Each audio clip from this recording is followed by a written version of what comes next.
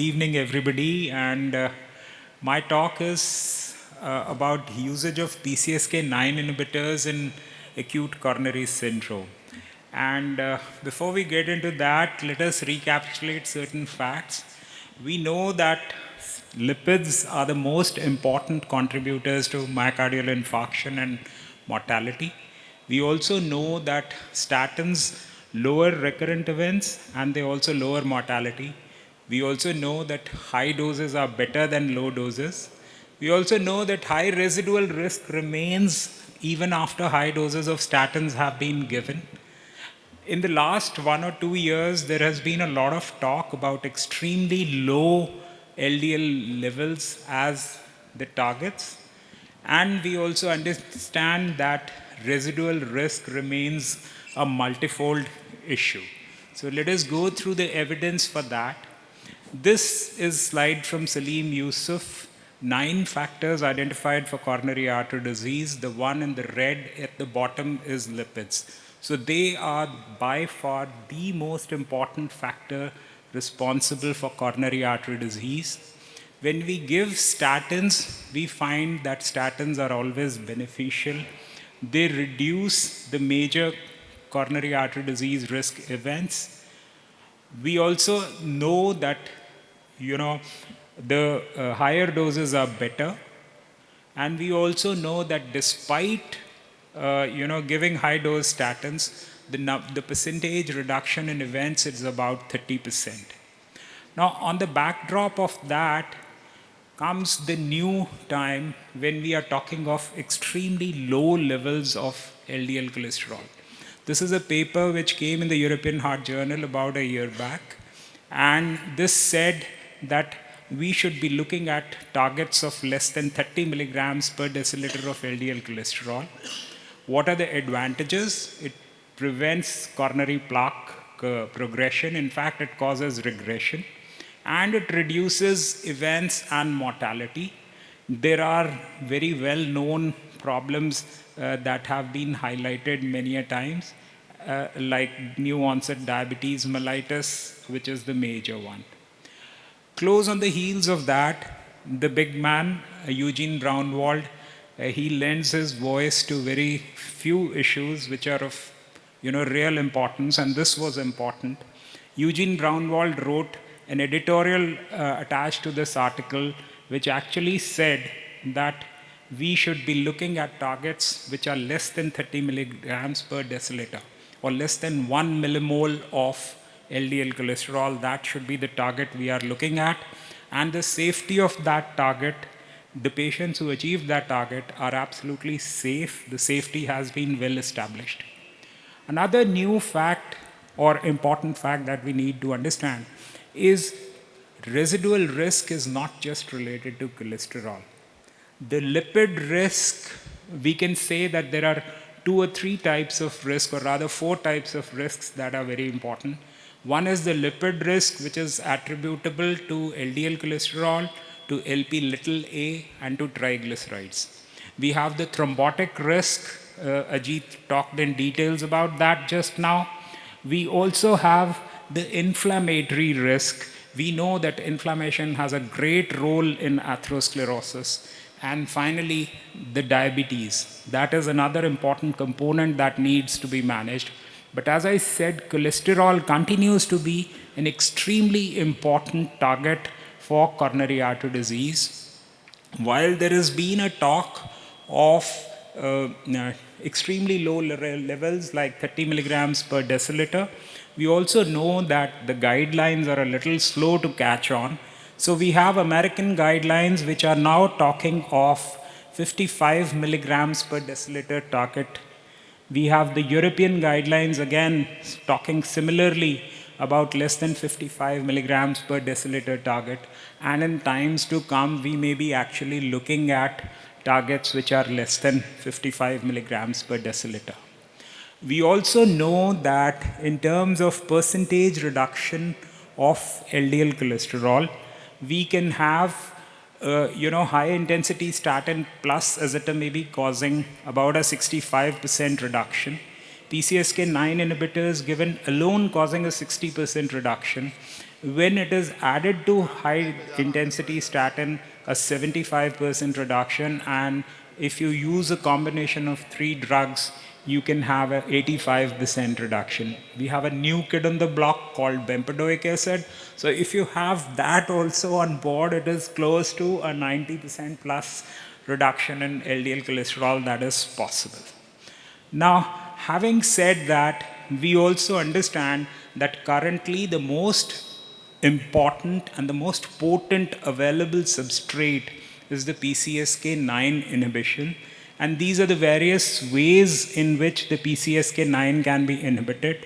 The most importantly and clinically available in our country presently is the use of a monoclonal antibody, and only one of the two is available, that is evolocumab or Repatha as we know it. It is available in India. Evolocumab is not available. We also have inclisiran, which is there. People are talking of vaccinations and even gene editing. The important thing is that as we are going down this, the frequency of the dosing keeps on decreasing. So convenience keeps on increasing. Vaccination or gene editing you may need once in a lifetime, whereas vaccination also you may need repeated number of times. Now, so we've understood this, that the one way to go about with potent reduction of LDL cholesterol is to give PCSK9 inhibition. What PCSK9 does is, it's like it chaperones the LDL to destruction, to the lysosome. It takes it and it tells the lysosome, look, this is the naughty boy.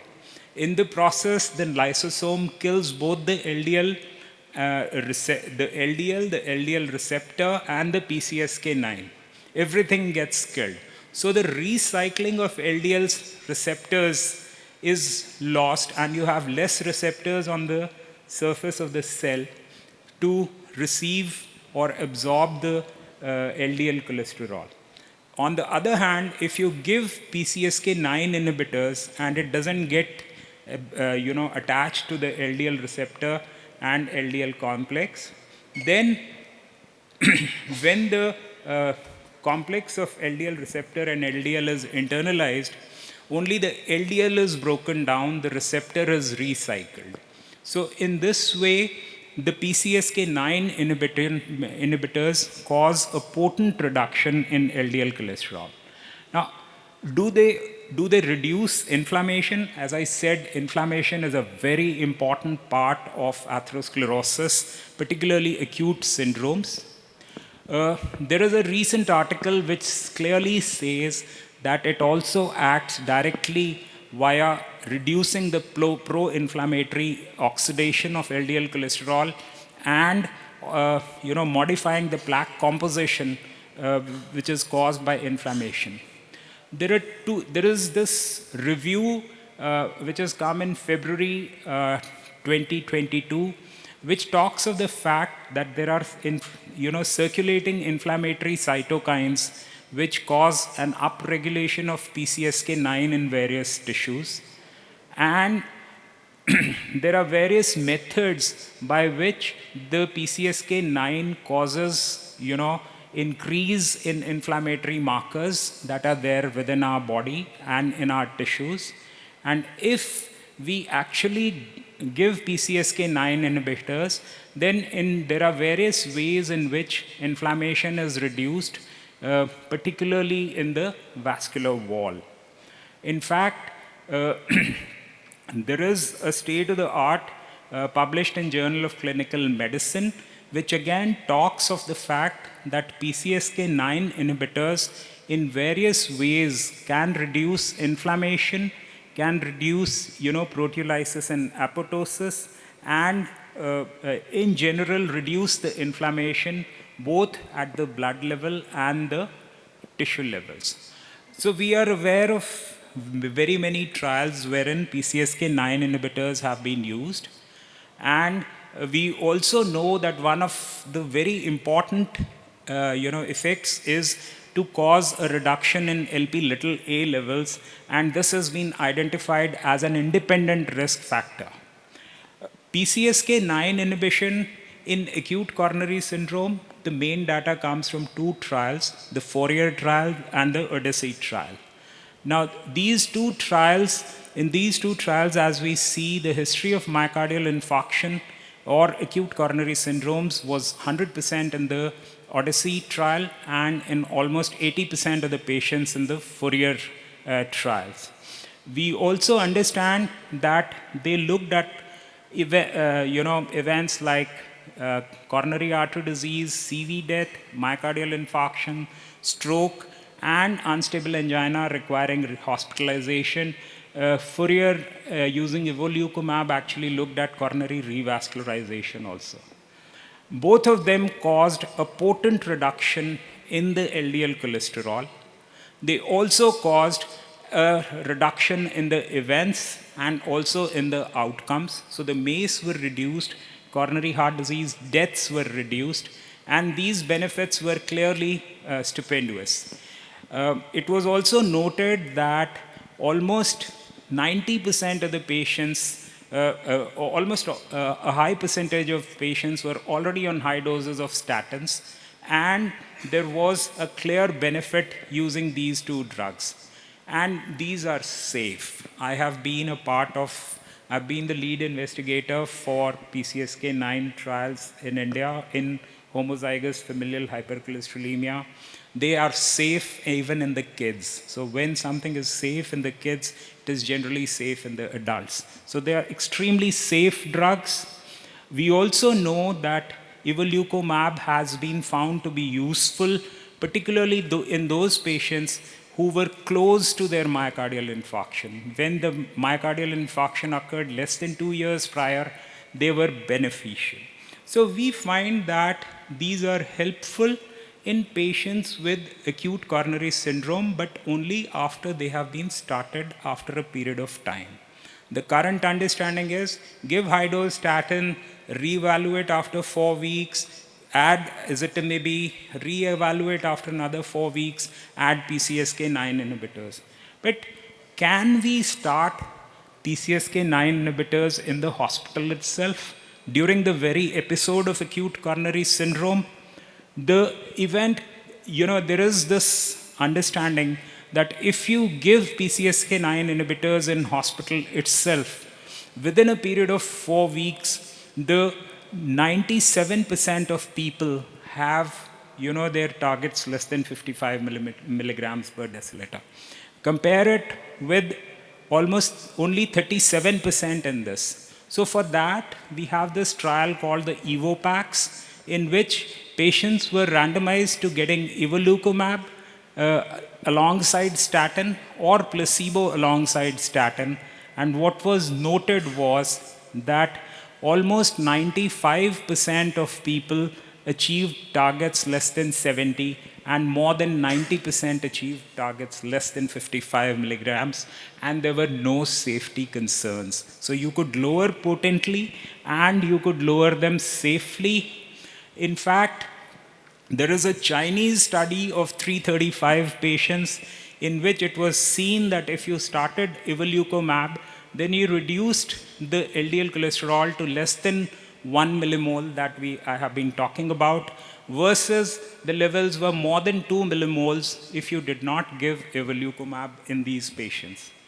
We also have the study published in JAMA Cardiology called the Pacman AMI study, which is using alirocumab, and similar benefits have been seen, a potent reduction in LDL cholesterol levels.